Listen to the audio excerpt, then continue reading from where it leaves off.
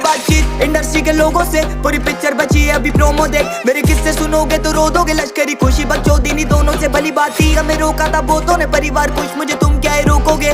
बिस्तर बना देंगे नोटों के अगर मेहनत को पैसों से तोलोगे। रुकेगी कलम नहीं जब तक जिंदा, मैं मरूंगी तब तक निकला है जिंदा। मुझे लगता है जानती सब हूँ मैं, हार या जीत की होती नहीं चिंता। मैं सुनती हूँ लोगों को ज्यादा नहीं, पर मैं जानती सबके हूँ दिल का। मेरे होते पड़ोसी अमीर जो पैसा या बातें बनाने से मिलता, लो आदत डाल मैं रुकू ये होगा नहीं, सोचा नहीं किसी ने करूंगी सब। पैसों से लाखों का भरूंगी पेट में, मुझे नहीं कमाना भरने को घर। पहले भी बोला है मकसद नहीं है मेरा कमाना पैसा या कमाना फेम।